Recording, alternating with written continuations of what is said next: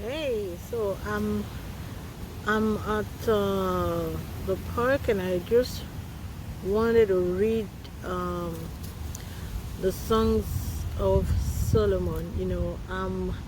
I'm a relationship coach, as you all know it, and I just thought that I talk so much about intimacy in relationships and all that, but I've not really sat down to actually read out what is in the Bible. Like what does the Bible even say concerning intimacy, concerning being together. So if you read, so I'm just gonna read it and then you can see it. So Songs of Solomon chapter 1 says, the most amazing song of all by King Solomon, the Shulamite. Let him smother me with kisses, his spirit kiss divine.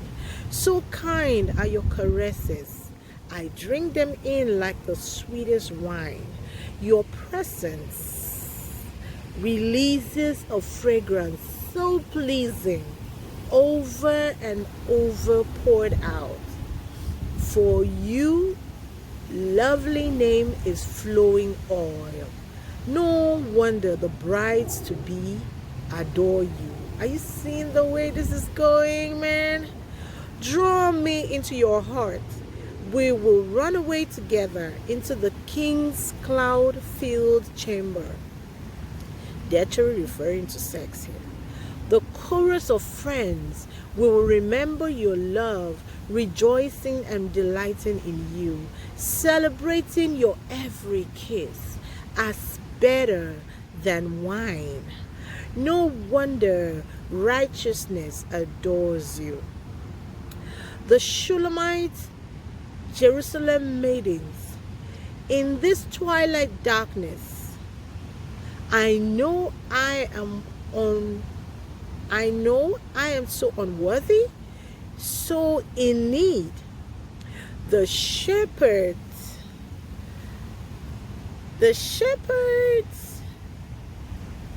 king, yet you are so lovely. The Shulamite, I feel as dark and dry as the desert tents of the wandering nomads. The shepherd king, yet you are so lovely. Let the fine linen tapestry hanging in the holy place. The Shulamite to her friends, please don't stir in scorn because of my dark and sinful ways.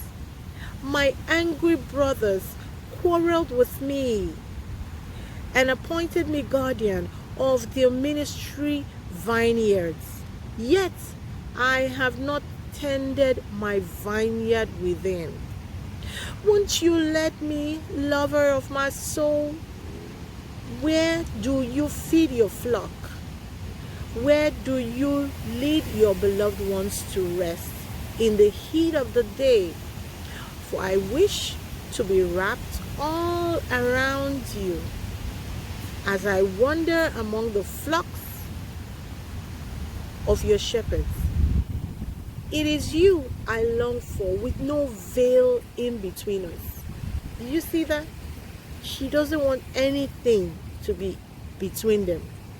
The shepherd king, listen, my radiant one, if you ever lose sight of me, just follow in my footsteps where I lead my lovers. Come with your burdens and cares. Come to the place near the sanctuary of my shepherds, my dearest one. Let me tell you how I see you. You are so thrilling to me. To gaze upon you is like looking at one of Pharaoh's finest horses, a strong regal steed, pulling his royal chariots. Your tender cheeks are aglow. Your earrings and gem-laden necklaces set them ablaze. We will enhance your beauty, encircling you with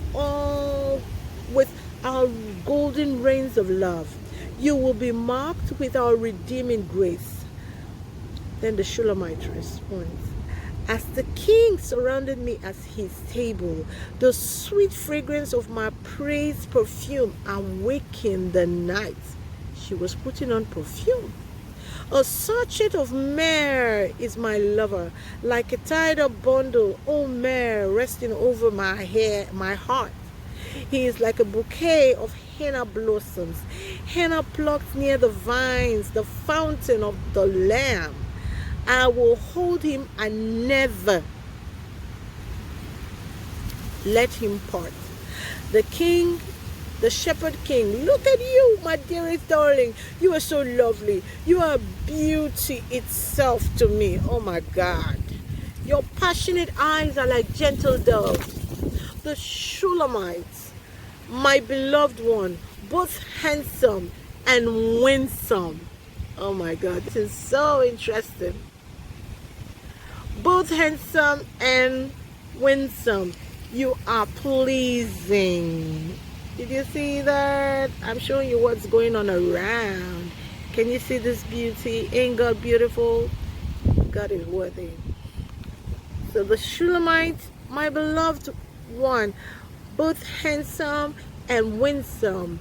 You are pleasing beyond words. Our resting place is anointed and flourishing like a green forest meadow birthed in lights. Rafters of cedar branches are all over our heads, and balconies of pleasant smelling pines. You know, one thing I love about these songs of Solomon is the affection, the praise, the words, the way they were speaking to each other. You can feel the intimacy, you can feel the affection. This is just chapter 1, but if you're listening, you can go read the whole book. I'm gonna read it out, and then you will see that there's so much affection in here. There's so much intimacy. They were so together. They were so into themselves. So that is how it's supposed to be as couples. That's how it's supposed to be.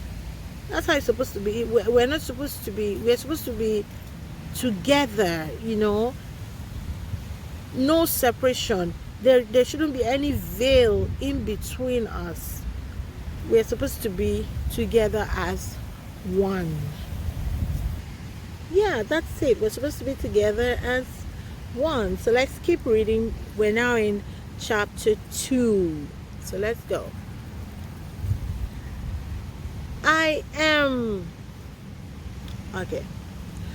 am truly his rose, the very theme of his song. I am overshadowed by his love, growing in the valley. The shepherd king, yes, you are my darling companion, my stand. You stand out from all of the rest, for though the curse of sin surrounds you, still you remain as pure as a lily, even more than all others. My beloved, is to me the most fragrant apple tree.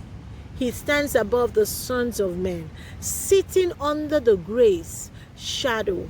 I blossom in his shade, enjoying the sweet taste of his pleasant, delicious fruit, resting with delight where his glory never fades. This is intimacy right here. This is real intimacy. Suddenly he transported me into his house of wine. He looked upon me with his unrelenting love. Divine. Revive me with your raisin cakes. Refresh me again with your apples. Help me and hold me, for I am lovesick. I'm longing for more. Yet how could I take more? I'm loving this. I hope you're loving this, because I am. His left hand cradles my head, while his right hand holds me close. I am at rest in this love. When you're in love, you should be at rest.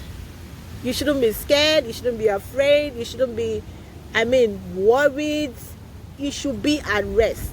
When your husband cuddles you, when you should be at rest. Okay? Then, in his love, the shepherd king promises me brides to be by the gentle gazelles and delicate deer, that you'll not disturb my love until he's ready to arise.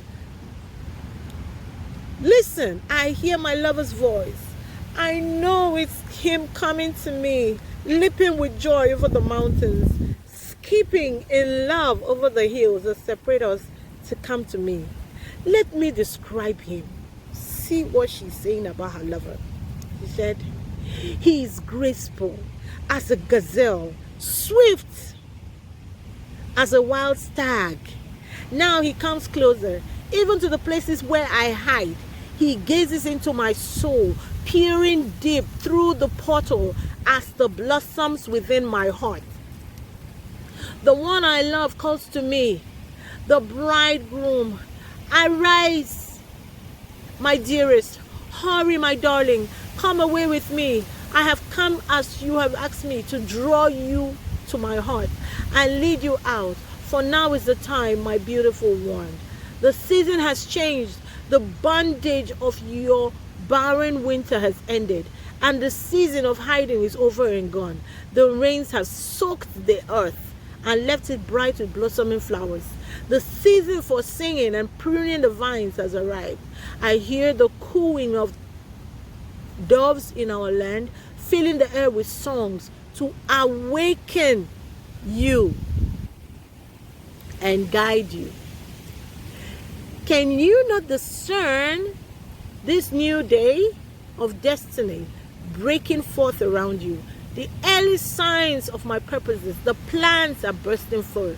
The budding vines of new life are now blooming everywhere. The fragrance of their flowers whispers. There is change in the air. Arise, my love, my beautiful companion, and run with me to a higher place. For now is the time to arise and come away with me. For you are my dove, hidden in the split open rock. It was I who took you in and hid you up high in the sacred stairway of the sky. Let me see your radiant face and hear your sweet voice. How beautiful your eyes of worship, and lovely your voice in prayer. The lady, they were people of prayer and worship. They were people of prayer and worship. You must catch the troubling foxes, those sly foxes that hinder our relationship, for they raid our budding vineyard of love to ruin what I have planted within you. Will you catch them and remove them for me? We will do it together. Do you see that? We will do it together. It is not a one-man thing. In a relationship, it is both ways, two of you. So here the Shulamite, look at what she said. She said, I know my lover is mine, and I have everything in you, for we delight ourselves in each other. But until the day spring of life and the shifting shadows of fear disappear, turn around, my lover, and ascend to the holy mountains of separation without me, until the new day fully dawns. Run on ahead like the graceful gazelle, and skip like the young stag over the mountains of separation. Go on ahead to the mountain of spices. I'll come away another time. So this is such a cool, this is just so lovely. I keep saying this, that relationships should be exciting. Relationships shouldn't be boring. Relationship, if you're married and you're like, I'm just there, there's really nothing coming out of this. I don't see any. Go back to the drawing board. Sit down. You guys discuss. Relationships shouldn't be, like, what am I doing here? I'm tired. I need a break. It shouldn't be that way continuously. It shouldn't be like that. This romance talk, letting your spouse, understand, just basing your spouse in on what is going on with you can be of so much help. Most times people just think that my spouse doesn't understand me, but you make it difficult for them not to understand you because you're not opening up. You're not letting them in. You need to allow your spouse in so that your spouse fully understands you. Your spouse is no spirit. Your spouse can't know what's in your heart. So don't make it difficult for your spouse to get in. Let it be easy for your spouse to get into understanding what is going on, to understanding you, to understanding, Let it not be a difficult thing for your spouse to get to understand what is going on with you. If there's any difficult, open up to your spouse, explain to your spouse, tell your spouse what is going on. This is this. I'm uncomfortable about this. I feel this is this. Open up. And then take it up from there. You will see changes will begin to occur. That's it.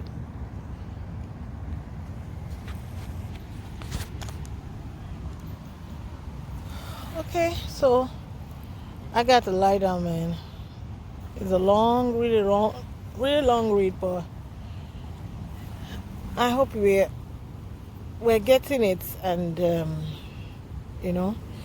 So let's go to chapter 3. So this is chapter 3. It says, night after night I'm tossing and turning my head of travail. Why did I let him go from me? How my heart now aches for him. But he is nowhere to be found. I must rise in search of him, looking throughout the city, seeking until I find him. Even if I have to roam through every street, nothing will keep me from my search. Where is he, my soul's true love? He is nowhere to be found. Well, she seems to be looking for her guy. Okay, so then I encountered the overseers as they encircled the city. So I asked them, have you found him, my heart's true love? Just as I moved past them, I encountered him. I found the one I adore.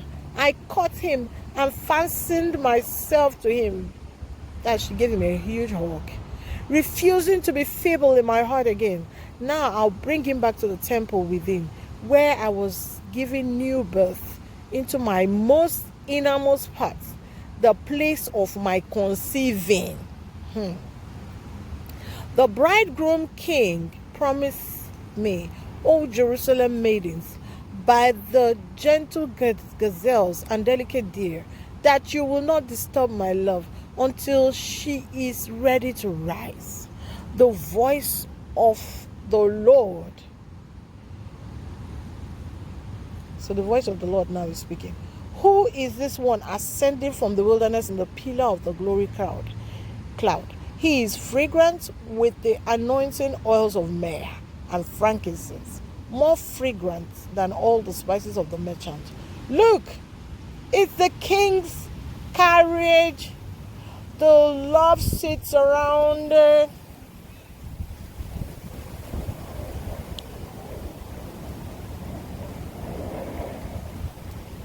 By 60 champions. The mightiest Israel's host are like pillars. Like pillars? Okay. Of protection. They are angelic warriors, standing ready with swords to defend the king and his fiancée from every terror of the night. The king made his mercy seat for himself out of the finest wood that will not decay. Pillars of smoke like silver mist. A canopy of golden glory dwells above it. The place where they sit together is sprinkled with crimson. Love and mercy over his carriage, blanketing his tabernacle throne. The king himself has made it for those who will become his bride. Rise up, Zion's maiden, brides to be. Come and feast your eyes on this king as he passes in procession on his way to his wedding.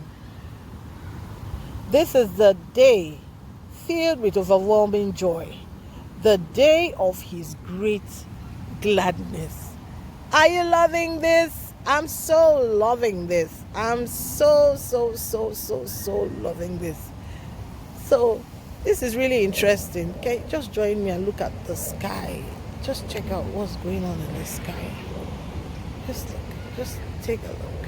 Just take a look. Ain't this beautiful? And somebody would tell me there's no God.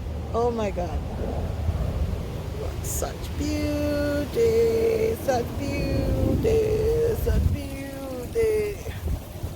Come on, check this out. Come on. Ain't God beautiful? Yeah, he sure is. He sure is. So back to our Songs of Solomon. So love is supposed to be a beautiful thing. There should be romance. In every relationship, there should be romance. In fact, romance is part of what keeps the relationship going. If there's no romance, there's no time for fun, there's no time for affection. I mean, you're just drying up your relationship. You're drying up the life. You're snuffing off the life out of that relationship. So let your relationship breathe. Allow it to breathe. Be romantic. Express your emotions. Express how you feel.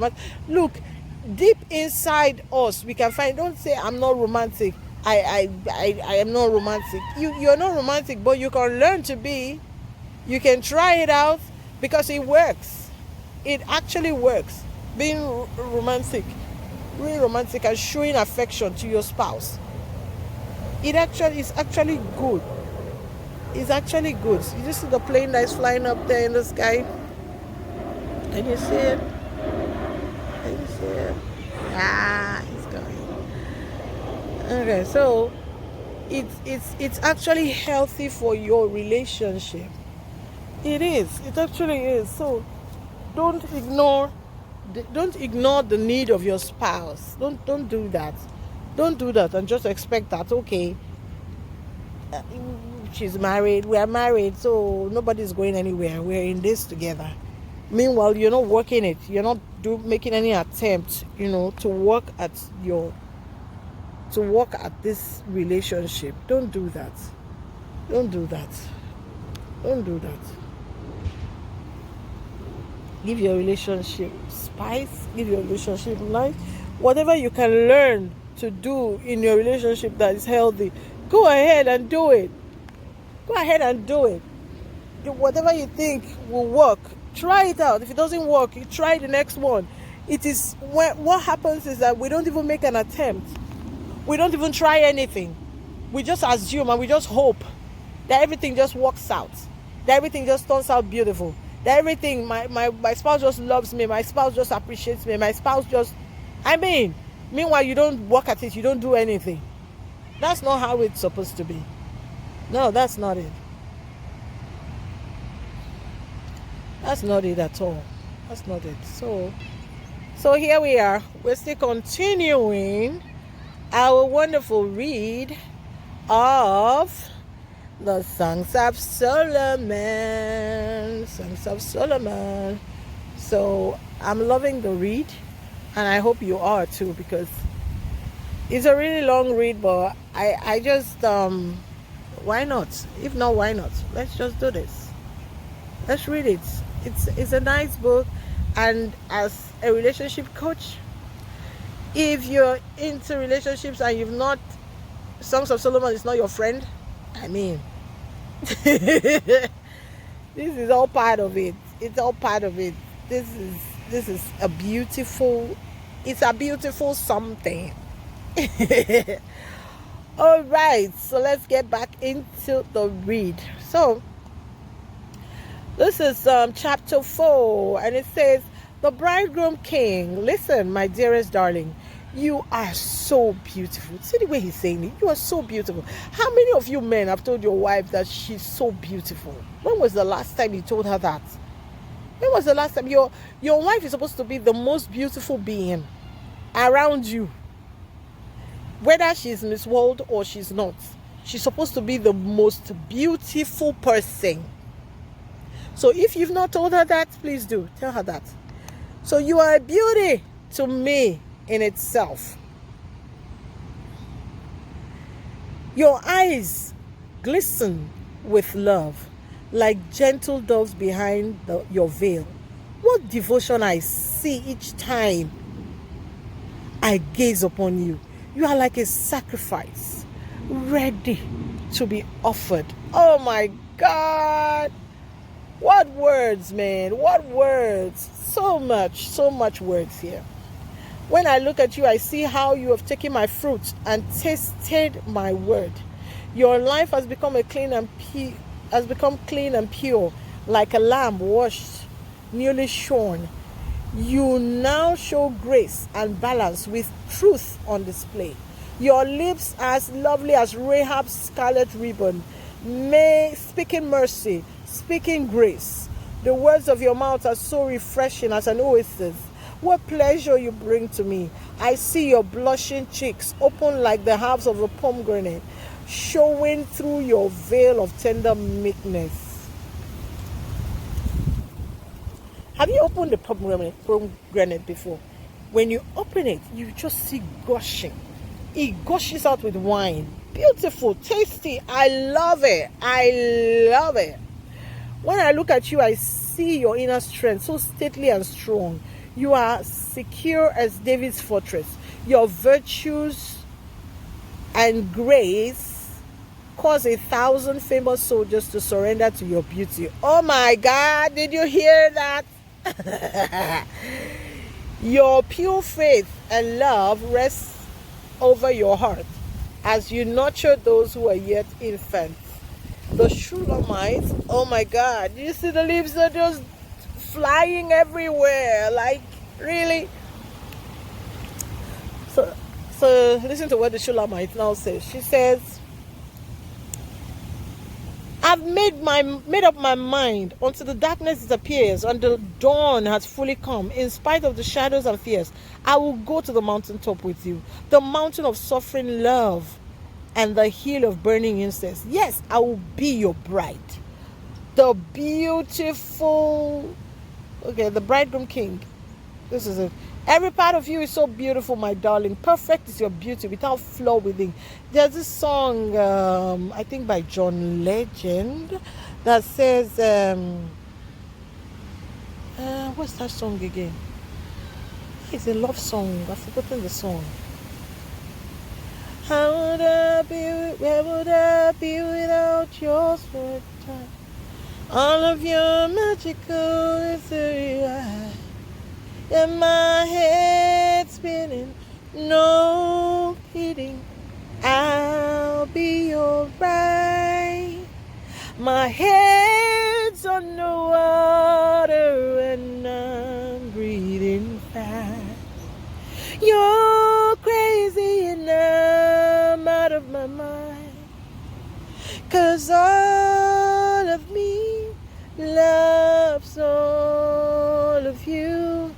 Love your curves and all your edges, all your perfect imperfections.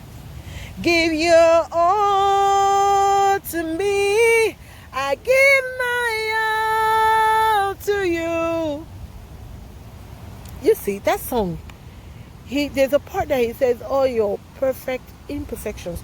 The thing that she thinks makes her imperfect, he is crazy about those things. He's crazy about those things. And that's how our spouses, we're supposed to be. We're supposed to be like that. The thing that your wife thinks that is her imperfection, you see it as a perfection. You see it as perfect. You see it as awesome. That's what marriage is about. What people say, oh, she talks too much. And you like, I need someone that talks too much, please. Because you don't talk. So that compliments you.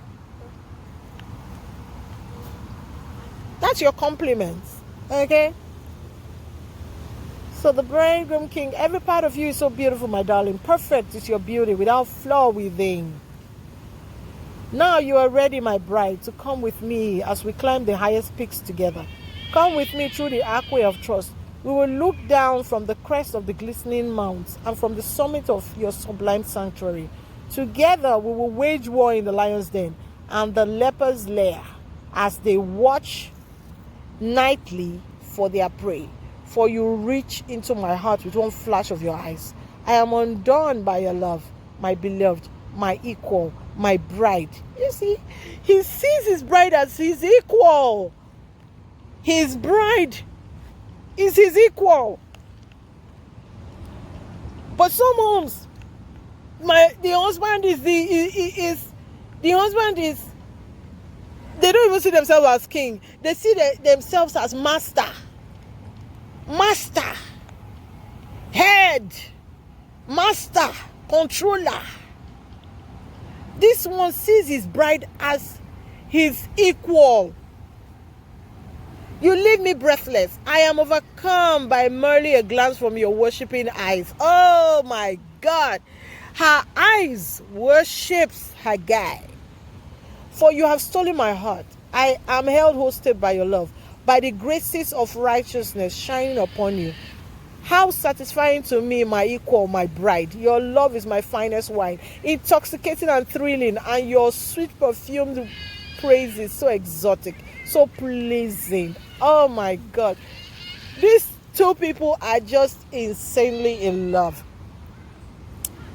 Your loving words are like the honeycomb to me, and tongues releases milk and honey, for I find the promised land flowing within you. The fragrance of your worshiping love surrounds you with scented robes of white. My darling, my bride, my private paradise. Hey! My private paradise. Are you catching me there? Fastened to my heart. A secret spring are you that no one else can have. My bubbling fountain hidden from public view. What a perfect partner you are to me. Now that I have you, your inward life is now sprouting, bringing forth fruit. What a beautiful paradise unfolds within you when I'm near you. I smell aromas of the finest spice, for my clusters of exquisite fruits now grow within your inner garden. Here are the 9 pomegranates of passion.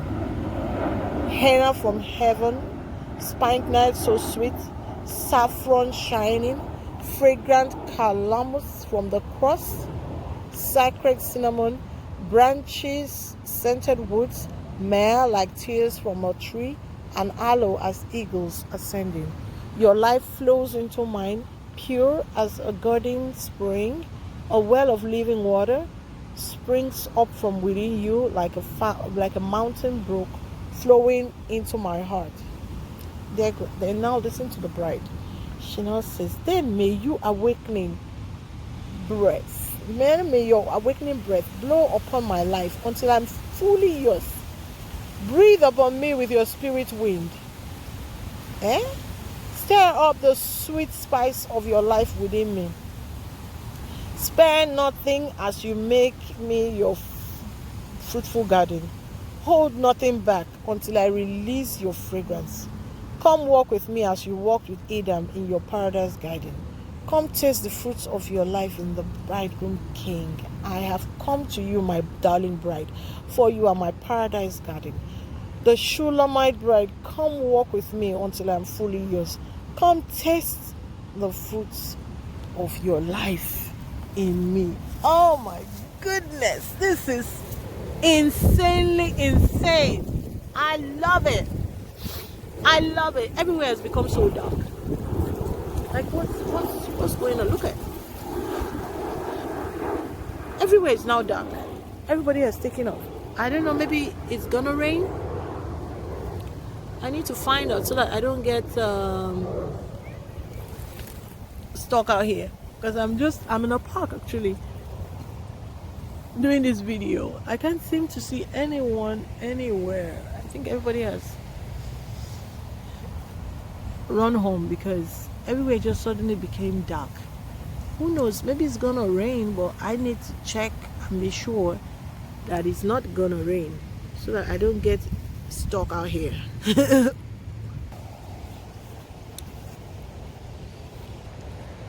That part of the song that says, "You're my downfall, you're my muse, my worst distraction, my rhythm and blues. Got my head spinning."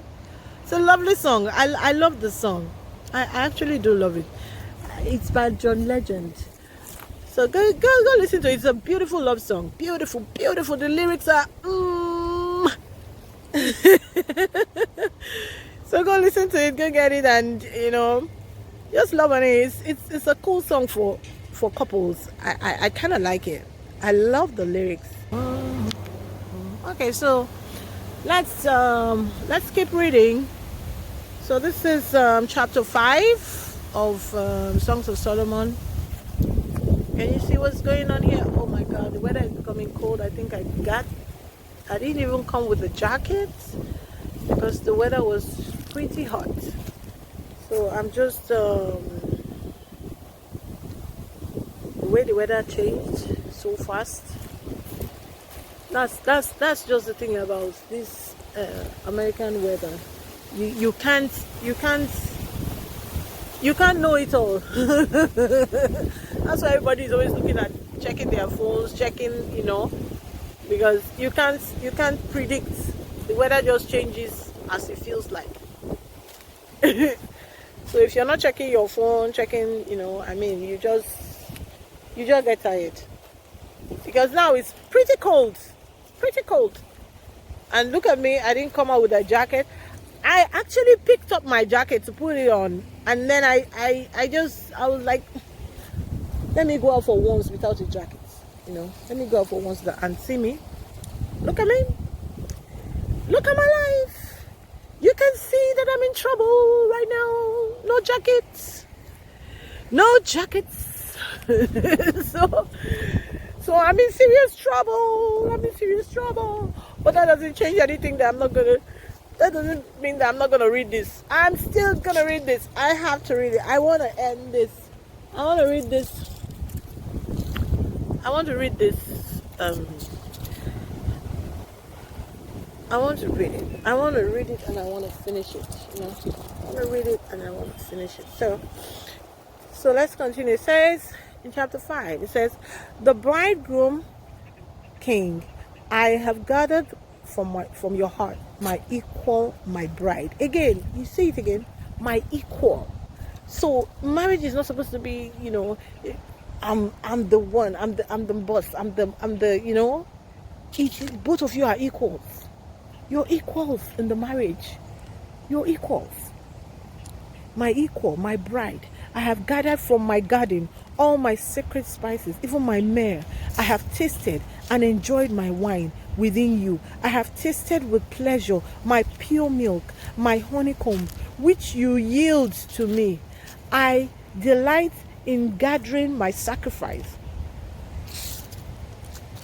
I delight in gathering my sacrifice, my sacred spice, all the fruits of my life. I have gathered from within you, my paradise garden.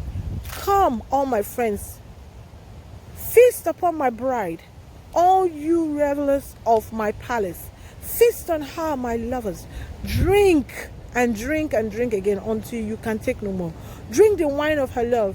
Take all you desire, you priest.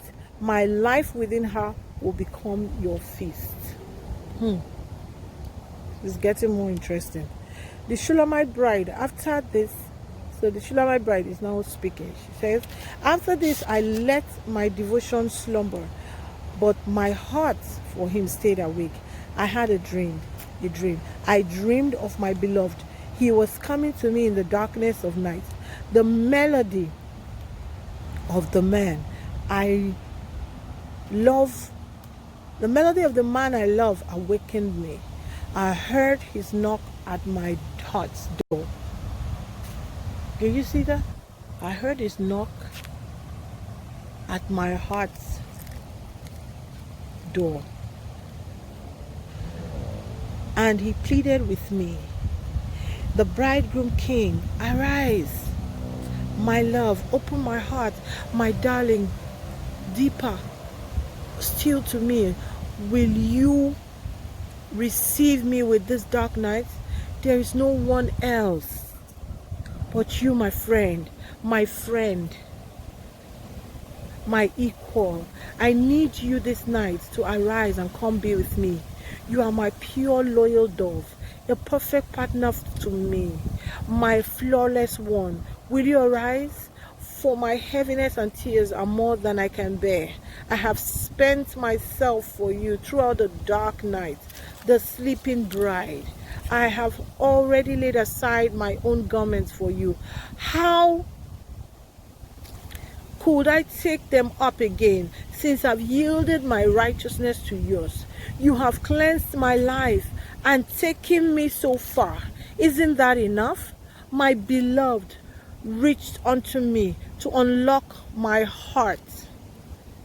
The core of my very being trembled at his touch. How my soul melted when he spoke to me. My spirit arose to open for more of his touch.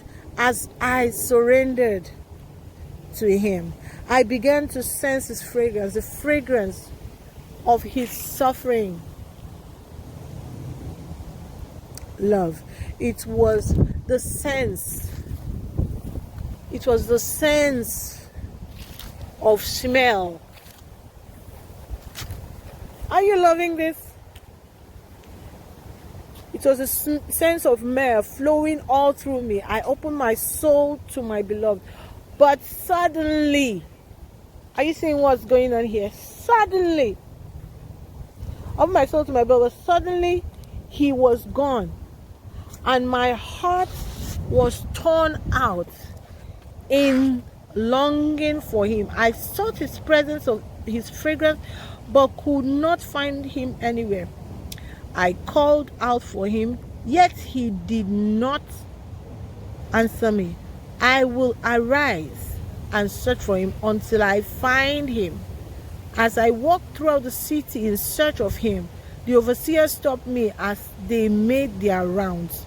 They beat me and bruised me until I could take no more. They wounded me deeply and removed my covering from me. Nevertheless, make me this promise, you brides to be. If you find my beloved one, please tell them I endured all these travels for him. I have been pierced through by love and will not be turned aside. Jerusalem maiden, brides to be, what love is this? How could you continue to care so deeply for him? Isn't there another who could steal away your heart? We see now your beauty more beautiful than all others. What makes your beloved better than any other? What is it about him that makes you ask us to promise you this? The Shulamite bride. He alone is my beloved. He shines in dazzling splendor, yet is still so approachable, without equal, as he stands above all others, outstanding among 10,000. The way he leads me is divine. His leadership so pure and dignified, as he wears his crown of gold. Upon his crown are letters of black written on the background of glory. He sees everything within as pure. This is just, you can just see that it's just a huge revelation. He sees everything with pure understanding. How beautiful his insights without distortion. His eyes rest upon the fullness of the river of revelation, flowing so clean and pure. Looking at his gentle face, I see such fullness. Are you seeing this? I see such fullness. So she's seeing such fullness in this person. She's seeing fullness. She's seeing, joy. She's seeing, it's not just that, okay, there is this person, but she's happy, content, fulfilled. And that's how it should be. You shouldn't be in a place where you're not happy, you're not content, you're not, you're just upset, So it says, like a lovely garden, while like a lovely garden where fragrance spices go. What a man! No one speaks words so anointed. So you can see here, no one speaks words so anointed.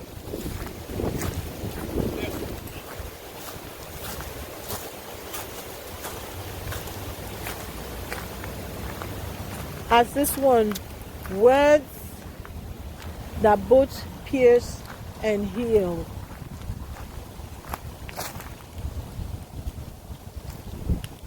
Words like lilies dripping with myrrh. See how his hands hold unlimited power. Are you seeing this? But he never uses it in anger.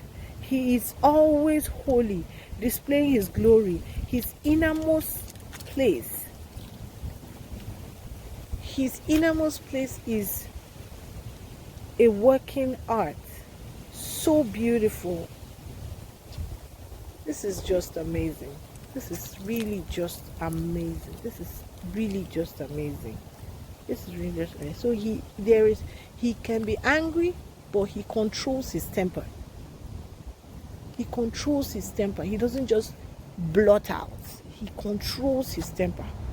Unlike some people, you're angry and then you just blurt out, you just say all kinds of unkind words to your spouse. You don't consider them, you don't think of them, you just speak in anger without considering that your spouse could it hurts her or it hurt him. How magnificent and noble is this one, covered in majesty. He's steadfast in all he does. His ways are the ways of righteousness, based on truth and holiness. None can rival him, but all will be amazed by him. Most sweet are his kisses, even his whispers of love. He is delightful in every way and perfect from every viewpoint. If you ask me why I love him so, oh brides to be, it's because there is none like him to me. Everything about him fills me with holy desire. And now he is my beloved, my friend forever. I love this so much. So much.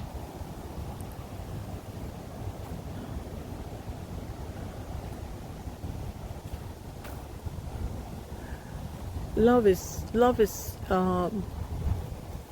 such a beautiful thing. Love is not supposed to be endured. Love is supposed to be enjoyed. So if you're in love, the feeling of love, the feeling of togetherness is beautiful. I mean, it is beautiful. It is so beautiful.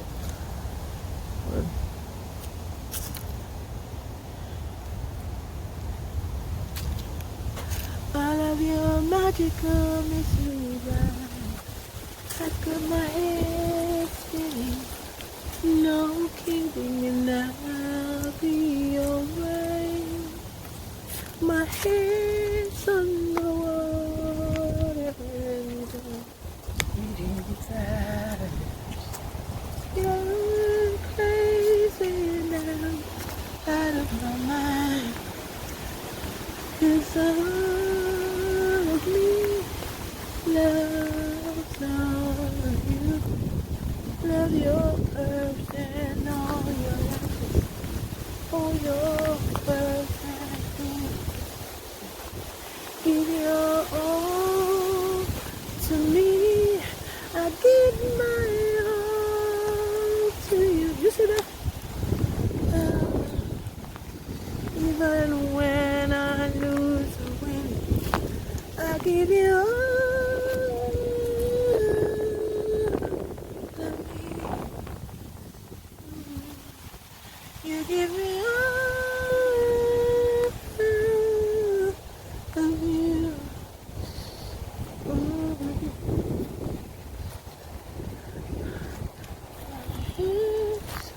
I'm not burning.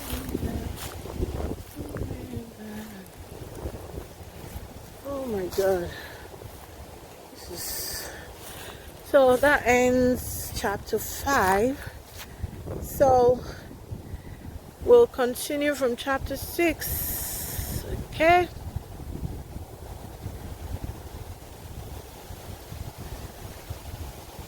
Yeah.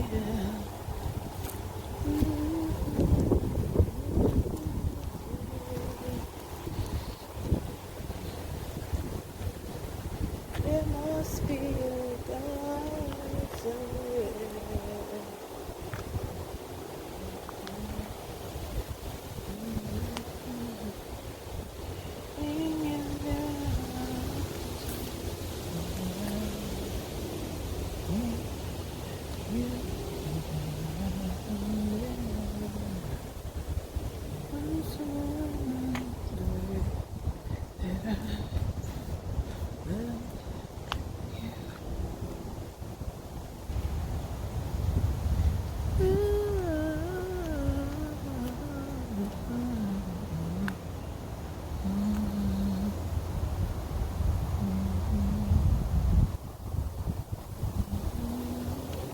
You see that animal? Just eating, just eating.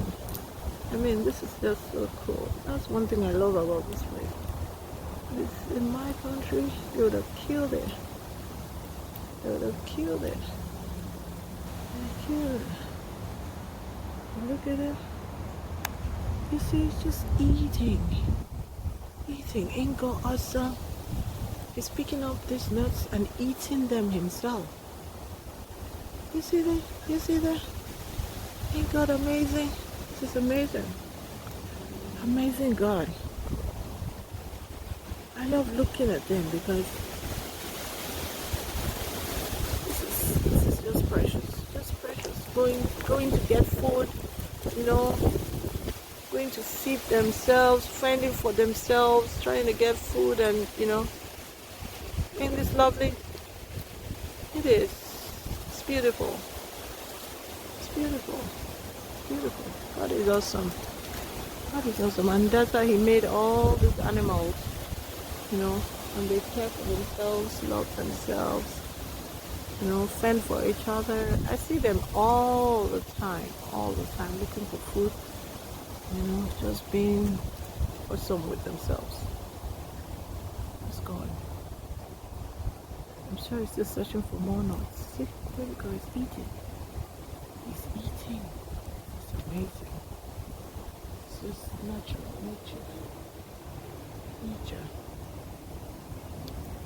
Okay, so let's watch it and then be reading. Brides to be, O rarest of beauty, where then has your lover gone? We long to see him too. Where may we find him? We will follow you as you seek after him.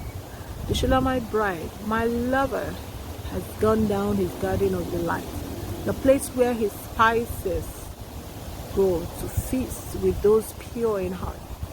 I know we shall find him there. He is within me. I am his garden of delight. I have him fully, and now he fully has me. So I have him fully, and he now has me too fully. So you can see how they are expressing love to each other. Where is our animal? Okay, there it is. There's a squirrel. The bridegroom king, oh my beloved, you are lovely. When I see you in your beauty, I see a radiant city where we will dwell as one. He sees her as a city. He sees her as a city. He sees her as a city. more pleasing than any pleasure, more delightful than any delight. You have ravished my heart, stealing away my strength to resist you. Even hosts of angels stand in awe of you.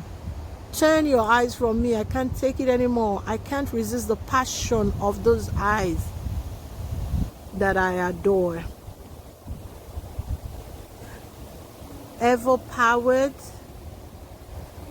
Overpowered by a glance, by my ravished heart, undone, held captive by your love. I am truly overcome for your undying devotion to me, the most yielded sacrifice. The shine of your spirit shows how you have taken my truth to become balanced and complete. Your beautiful blushing cheeks reveal how you reveal yourself to me. So you can see this is gold, man, this is gold, this is gold, this is gold, this is gold. I'm loving it. I'm loving it because the truth is that God is awesome in all his ways, in all he does, So your beautiful blushing cheeks reveal how real your passion is for me, even hidden behind your veil of humility. I could have chosen any from among the vast multitude of royal ones who follow me. So he has people that follow him, but he didn't pick any of those ones. He picked this particular one. But one is my beloved dove, unrivaled in beauty, without equal, beyond compare, the perfect one, the favorite one. Others see your beauty and sing your joy. Brides and queens chant your praise. How blessed is she. Look at you now, arising as the dayspring of the dawn, fair as the shining moon, bright and brilliant as the sun in all its strength, astonishing to behold as a majestic army waving banners of victory. The Shulamite bride. I decided to go down to the valley streams where my orchards of the king grow and mature.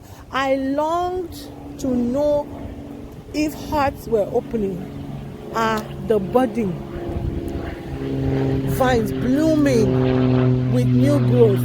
Has their springtime of passionate love arrived? Then suddenly my longings transported me, my divine desire brought me. Oh my God, this is just so awesome. It's just so awesome. I don't know, sometimes when I read the word, it's just amazing how God works, God sees, God knows. His ways are just, his ways are just out of this world. The way God operates, the way God sees us, the way God loves us, that is the way a husband is supposed to love his wife, supposed to love his bride, supposed to be there for the bride. Suddenly my longings transported me, my divine desire brought me next to my beloved prince, sitting with him in his royal chariot. We were lifted up together. Zion maidens, brides to be, come back, return to us, O maiden of majesty. Dance with us as we glance upon your beauty. The Shulamite bride. Why would you seek a male Shulamite like me? She's asking. Why would you want to see my dance of love? The bridegroom king. Because you dance so gracefully, as though you dance with angels. So he has something that he sees about her that trips him. Is the way she dances. He believes that she dances she's dancing with angels. So there's something about her that is tripping this guy. There's something. So there's something about this lady that is tripping this guy.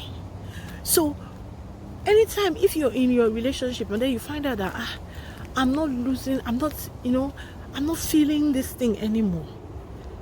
Go and check what brought you guys together. What was the trigger? What what trips you about this person? What used to trip you about this person? They used to, in Nigeria, there's something they used to say, see finish. Let see finish not enter into your home. See finish kind of means that you've seen it all. You know him, you've seen everything about him. So like nothing is tripping you anymore. That shouldn't be the case. That shouldn't be the case. See finish shouldn't be in when it comes to our marriages, our homes, because if you add see finish into the matter, you will not be able to appreciate your spouse. You will not see anything nice. You will not appreciate anything. Everything will even be more annoying to you because you're like, I've seen it all. What again? There's really nothing to see again. But that shouldn't be how our relationship should be. Our relationship should be, continuous loving, continuous appreciation, continuous. It should be continuous. There shouldn't be an end to it. It should be continuous. And when you have those continuous loving relationships, it gives you life. It gives your relationship more power. It gives your relationship more, more strength, more oomph.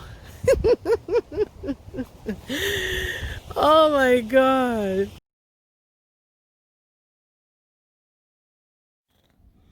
So we're still continuing on the book of Songs of Solomon. So this is Psalm chapter 7. How beautiful on the mountains are the sandal feet of this one, bringing such good news. You are truly royalty.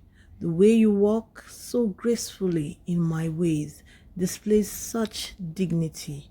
You are truly the poetry of God, His very handwork. Out of your innermost being is flowing the fullness of my spirit. Never failing to satisfy within your womb, there is a birthing of harvest with. They are the sons and daughters nurtured by the purity you impart. How gracious you have become. Your life stands tall as a tower, like a shining light on a hill. Your revelation eyes are pure. They are pools of refreshing, sparkling light for a multitude. Such discernment surrounds you, protecting you from the enemy's advance. Redeeming love crowns you as royalty. Your thoughts are full of life, wisdom, and virtue. Even a king is held captive by your beauty. How delicious is your fair beauty. It cannot be described as I count the delights you bring to me. Love has become the greatest. You stand in victory above the rest, stately and secure as you share with me your vineyard of love. Now I decree, I will ascend and arise. I will take hold of you with my power, possessing every part of my fruitful bride. Your love I will drink as wine, and your words will be mine. For your kisses of love are exhilarating, more than any delights I've known before. Your kisses of love awaken even the lips of sleeping ones. So here the Shulamite now, she's talking. She's talking. She says, now I know I am filled with my beloved, and all his desires are fulfilled in me. Come away, my lover. Come with me to the far fields. We will run away together to the forgotten places and show them redeeming love. Let us arise and run to the vineyard of your people and see if the budding vines of love are now in full bloom. We will discover if their passion is awakened. There I will display my love for you. The love apples are in bloom, sending forth their fragrance of spring. The rarest of fruits are found at the doors, the new as well as the old, I have stored them for you, my lover, my friend. You can see this is just so beautiful. This is an exchange of love, of words, of a beautiful and a loving relationship, which is what God intended for our homes. Our homes were not meant to be stressful. Our homes are not meant to give us, cause us pain. Our homes were meant to bring us joy. We are social beings. God, that's the way God created us, to love and be loved right back. So you hear the man speak, and then you hear the woman speak back. So it's not a one-way traffic. The man is not always the one that's supposed to be telling you, oh, I love you, and you never say anything. You are quiet. You don't express it. This woman expressed it. The man too expressed it. So it should be a two-way thing. I'm expressing love to you. You should be expressing love to me. If you're expressing love to someone and the person never expresses back, there's a bridge in communication. It makes the relationship frustrating. Okay? So let's get on to the last chapter, chapter 8. If only I could show everyone this passionate desire I have for you. If only I could express it fully, no matter who was watching me, without shame or embarrassment. That is it. We shouldn't be ashamed or or embarrassed about who we love or who we appreciate. We shouldn't be. We should be excited about it. We shouldn't be ashamed. We shouldn't care because someone is watching, I can't hold you. Because someone is watching, I can't, we can't express intimacy because we feel the eyes are peering. I long to bring you to my innermost chamber, this holy sanctuary you have formed within me. Oh, that I might carry you within me. I will give you the spiced wine of my love, this full cup of bliss, and that we share. We could drink our fill until his left hand cradles my head, while his right hand holds me close. We are at rest in his love. That is how it should be. You should be at rest, at peace, in the arms of your lover. Promise me, bride-to-be, by the gentle gazelles and the delicate deer, that you will not disturb my love until he is ready to rise. The bridegroom king, who is the one. Look at her now. She arises out of her desert, clinging to her beloved. When I awakened you under the apple tree as you were feasting upon me, I awakened your innermost being with the travail of birth as you long for more of me. Fasten me upon your heart as a seal of fire forevermore. This living, consuming flame will seal you as my prisoner of love. My passion is stronger than the chains of death and the grave, all consuming as the very flashes of fire from the burning heat of God. Place this fierce, unrelenting fire over your entire being. Rivers of pain and persecution will never extinguish this flame. Endless floods will be unable to quench this raging fire that burns within you. Everything will be consumed. It will stop at nothing as you yield everything to this furious fire until it won't even seem to you like a sacrifice anymore. Then hear the Shulamite. She says, my brother said to me when I was young, our sister is so immature. What will we do to guard her for her wedding day? The bridegroom king will build a tower of redemption to protect her, since she is vulnerable. We will enclose her with a wall of cedar boards, the Shulamite bride. But now I have grown and become a bride, and my love for him has made me a tower of passion and contentment for my beloved. I am now a firm wall of protection for others, guarding them from harm. This is how he sees me. I am the one who brings him bliss, finding favor in his eyes. My bridegroom king has a vineyard of love, made from a multitude of followers. His caretakers of his vineyard has given my beloved their best. But as for my own vineyard of love, I give it all to you forever. And I will give double honor to those who serve my beloved and have watched over my soul. My beloved one with me in my garden. How marvelous that my friends, the brides-to-be, now hear your voice and song. Let me now hear it again. The bridegroom and the bride in love, in The bridegroom and the bride in divine duet. Arise.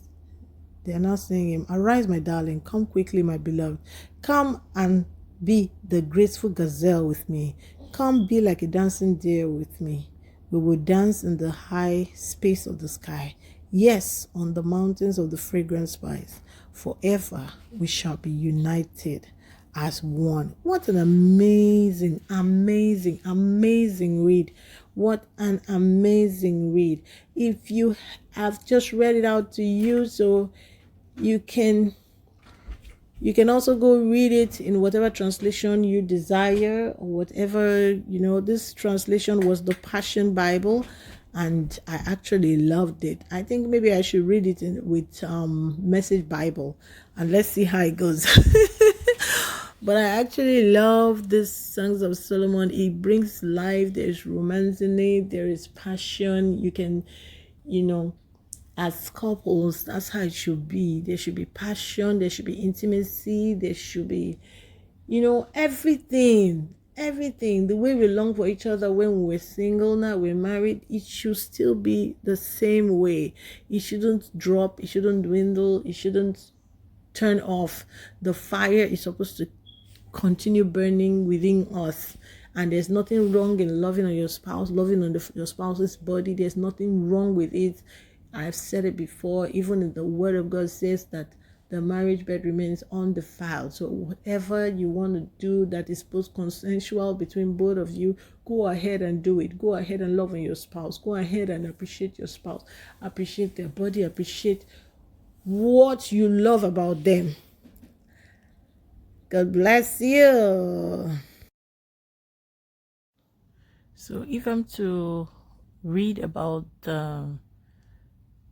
if you need a book on romance, if to be asked what book on romance, does the Bible talk about romance? Does the Bible is there anything in the Bible that shows that romance is good? Songs of Solomon is the place. Take the person Songs of Solomon, read it. I always recommend that spouses read it together. It gives you an idea of the kind of things you can tell your spouse. You can also copy some of the things that were even said on it. You can send it to your spouse. It triggers intimacy. It also triggers, appreciation from your spouse, because when you're talking about her body, and I always say that always be truthful. Anytime you're talking about your spouse, a part of her body or a part of his body, go for the parts that you really appreciate. The part that is your selling points, that you love. Sometimes there's a part of your wife's body that she may not even be comfortable with. Go for those parts and appreciate the goodness. Appreciate things about her body that she doesn't even know. She doesn't even feel, she doesn't appreciate. You can be the one. You can be the one that will do that for her and get her out of that place of, not feeling herself, basically. So that is supposed to be the work of the other spouse. Sometimes men have low self-esteem. Same thing with the ladies. Maybe from their background, maybe from their past, and also having a spouse that can, that is always affirming and reaffirming, it gives you more confidence in yourself. It helps build your self-esteem. It helps build your own morale. Like if your spouse has always had issues with her weight, and you're always saying, look, this is what gets to me. I love the flesh. I love, provided it is not a health issue, if it is going to lead to a health issue, then you can also be the support system that she needs, to lose the weight.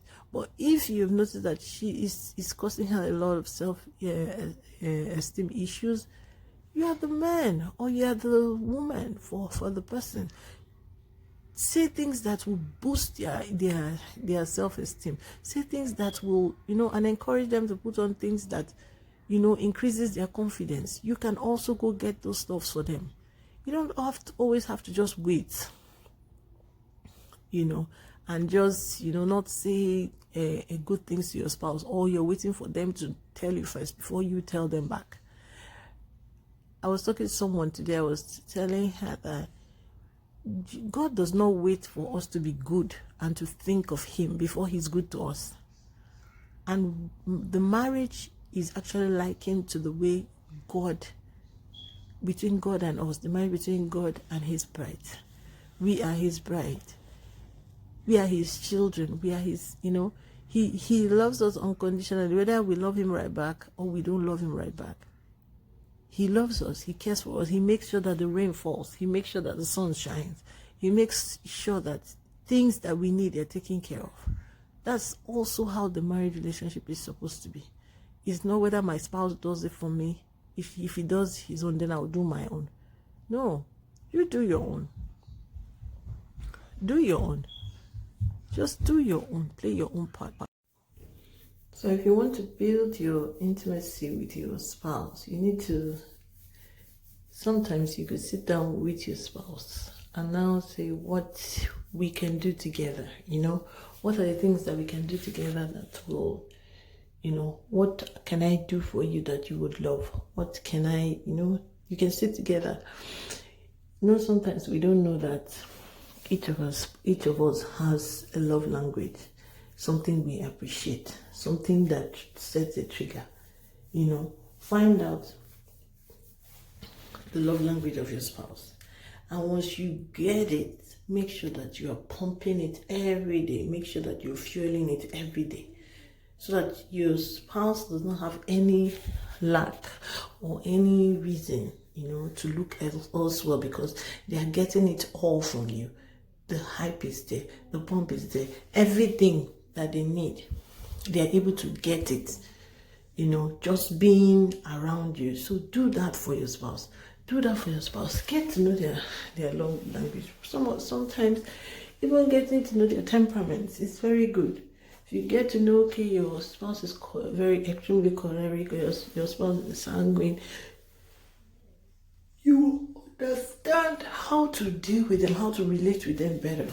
Because the way you relate with a choleric is different from how you relate with a phlegmatic. There are different ways. So find out more about them. Find out about their love. In fact, by now you should even know. All right. So just listen to the last chapters again as I let it play.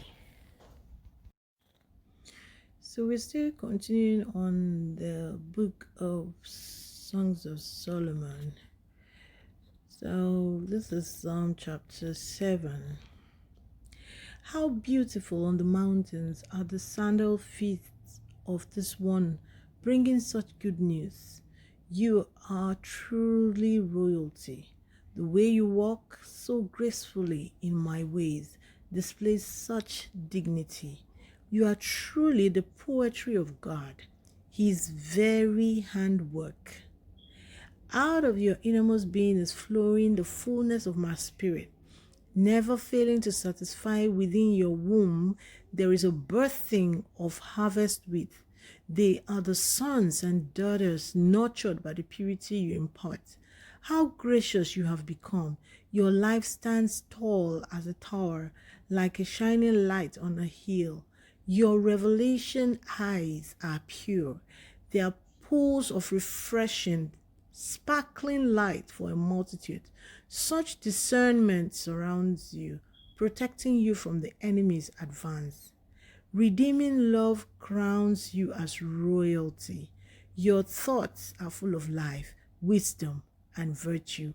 Even a king is held captive by your beauty. How delicious is your fair beauty. It cannot be described as I count the delights you bring to me. Love has become the greatest.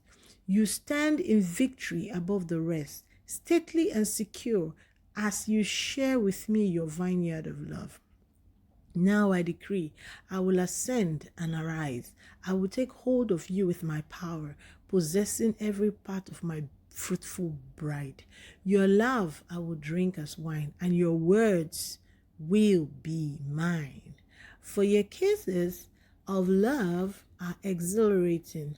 more than any delights I've known before. Your kisses of love awaken even the lips of sleeping ones. So here the Shulamite now, she's talking. She's talking. She says, now I know I am filled with my beloved, and all his desires are fulfilled in me. Come away, my lover. Come with me to the far fields.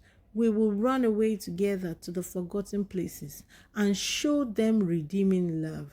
Let us arise and run to the vineyard of your people and see if the budding vines of love are now in full bloom. We will discover if their passion is awakened. There I will display my love for you. The love apples are in bloom, sending forth their fragrance of spring. The rarest of fruits are found at the doors, the new as well as the old. I have stored them for you, my lover, my friend. You can see this is just so beautiful. You know, you can be all that God wants you to be. Your desires, your goals, your dreams, they can be fulfilled. They can be fulfilled. Why can't they be fulfilled? They can be fulfilled.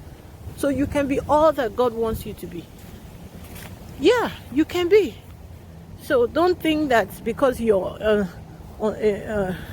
in this world you cannot achieve, or you have gotten to a point where you can't achieve anything again. That is such a lie, because you can achieve all you want to achieve right here. You can, because that once you give up on being who you are, once you give up, once you say you can't be this, you can't be that, you can't be this, you can't be that, that's already a problem for you. So don't give up. So don't give up on, what you desire to be. Don't rest until you have achieved all that you desire to be. Don't put it at the back burner and say, no, I can't do this, I can't do that, I can't do that. Because in this life, there's really nothing that we cannot achieve by putting our focus, putting our attention, putting everything. There's really nothing that we cannot achieve. All things, even the Bible says that all things are possible. All we just got to do is believe and work at it. Just believe and work at it. That's it. So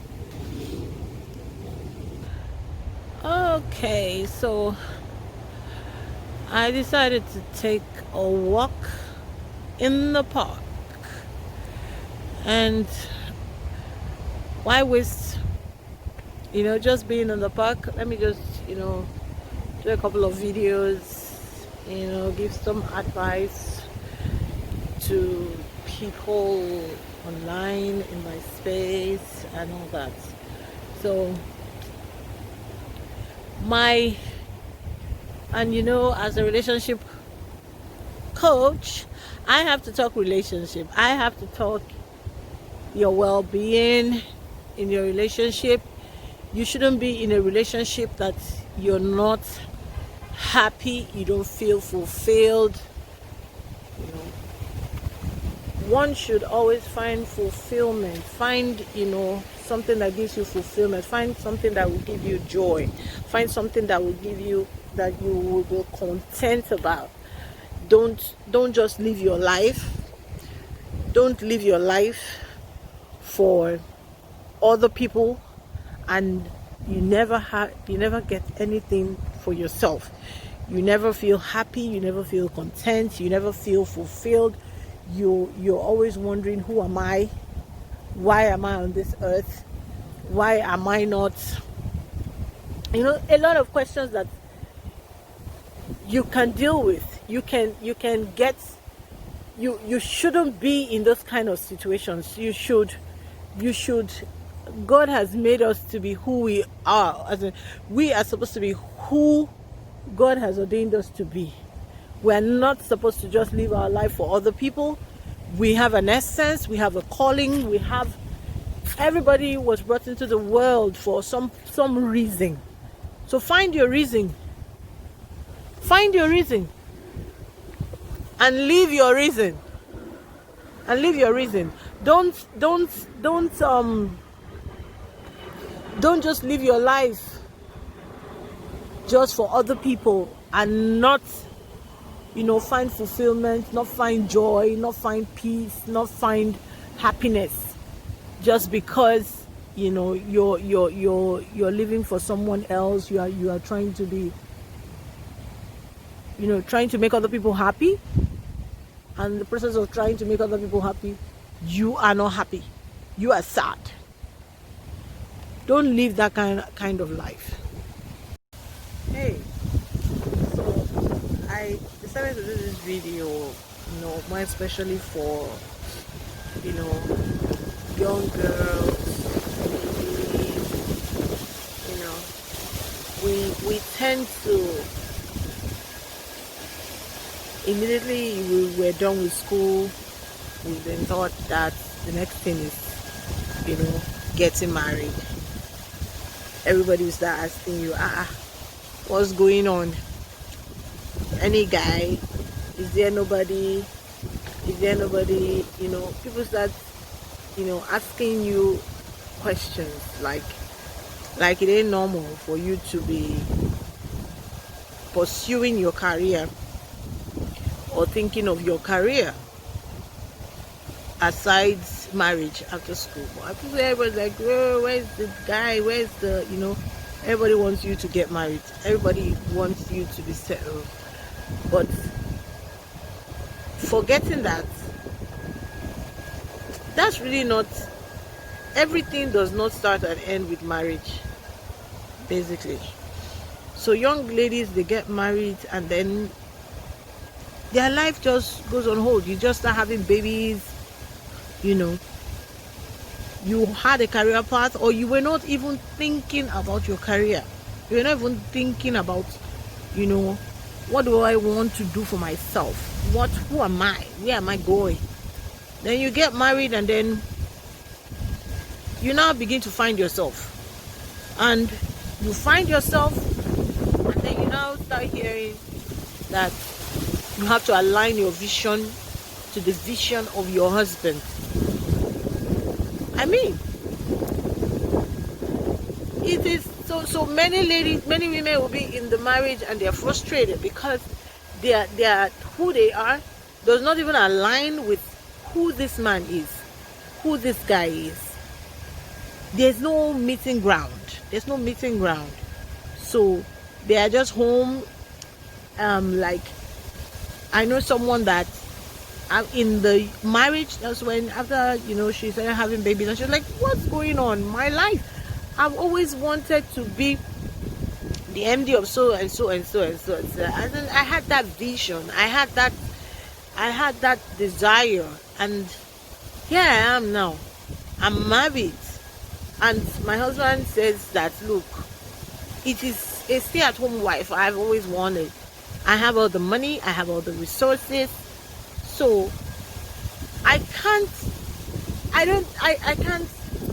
never envisaged that my wife would be in this career that you're talking about.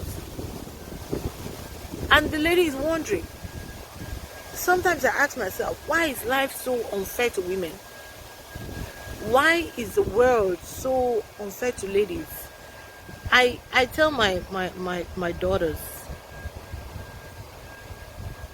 think of your future before you think of marriage. Nobody's gonna force you, nobody's gonna hurry you to get married. Make sure you're ready, and when you're ready, you know where you're going, you know who you are. Yeah, other things may come into the picture, but your essence, you know your essence, you know what you want for your life. So when you're trying to hook up with someone, you're hooking up with someone that is aligning with where you're going, not the reverse. Yours goes into the burner while his own is moving. You see men, they will come and then they will tell you about their they just got promoted, they just got this, they just got that, maybe contract, they just got that, one level of, and then you're just wondering, what's happening to your wife? What's going on with her? There's really nothing she's doing than bearing babies.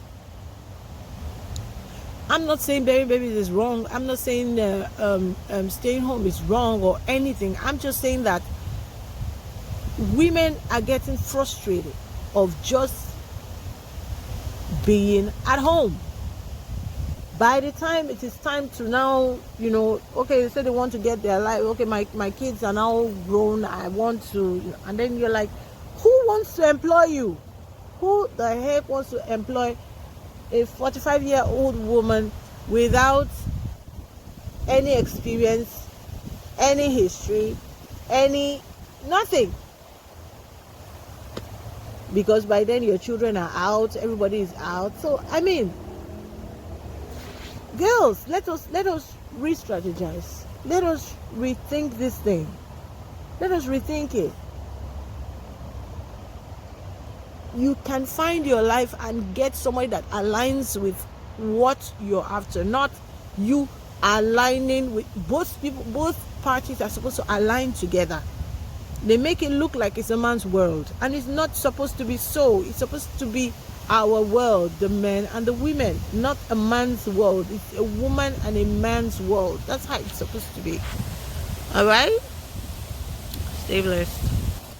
Hey, so I decided to do this video, more especially for, young girls. We tend to, immediately we were done with school, we then thought that the next thing is, getting married. Everybody will start asking you, what's going on? Any guy? Is there nobody? People start, asking you questions like it ain't normal for you to be pursuing your career or thinking of your career aside marriage after school. Everybody's like, where's the guy? Where's the, everybody wants you to get married. Everybody wants you to be settled. But forgetting that's really not, everything does not start and end with marriage, basically. So young ladies, they get married and then their life just goes on hold. You just start having babies, you had a career path, or you were not even thinking about your career. You were not even thinking about, what do I want to do for myself? Who am I? Where am I going? Then you get married and then you now begin to find yourself. And you find yourself, and then you now start hearing that you have to align your vision to the vision of your husband. I mean, it is so many ladies, many women will be in the marriage and they are frustrated because they are who they are does not even align with who this man is, who this guy is. There's no meeting ground. So they are just home. Like, I know someone that in the marriage, that's when after she started having babies, and she's like, what's going on? My life, I've always wanted to be the MD of so and so and so and so and so. And then I had that vision, I had that desire, and here I am now. I'm married, and my husband says that, look, it is a stay-at-home wife I've always wanted. I have all the money, I have all the resources, so I never envisaged that my wife would be in this career that you're talking about. And the lady is wondering. Sometimes I ask myself, why is life so unfair to women? Why is the world so unfair to ladies? I tell my daughters, think of your future before you think of marriage. Nobody's gonna force you, nobody's gonna hurry you to get married. Make sure you're ready, and when you're ready, you know where you're going, you know who you are. Yeah, other things may come into the picture, but your essence, you know your essence, you know what you want for your life. So when you're trying to hook up with someone, you're hooking up with someone that is aligning with where you're going, not the reverse. Yours goes into the burner while his own is moving. You see men, they will come and then they will tell you about they just got promoted, they just got this, they just got that maybe contract, they just got that, what level of, and then you're just wondering what's happening to your wife, what's going on with her. There's really nothing she's doing than bearing babies. I'm not saying bearing babies is wrong. I'm not saying staying home is wrong or anything. I'm just saying that women are getting frustrated of just being at home. By the time it is time to now, okay, they say they want to get their life. Okay, my kids are now grown. I want to, and then you're like, who wants to employ you? Who the heck wants to employ a 45-year-old woman without any experience, any history, nothing? Because by then your children are out, everybody is out. So I mean, girls, let us re-strategize. Let us rethink this thing. Let us rethink it. You can find your life and get somebody that aligns with what you're after, not you aligning with both people. Both parties are supposed to align together. They make it look like it's a man's world, and it's not supposed to be so. It's supposed to be our world, the men and the women, not a man's world. It's a woman and a man's world. That's how it's supposed to be. All right? Stay blessed.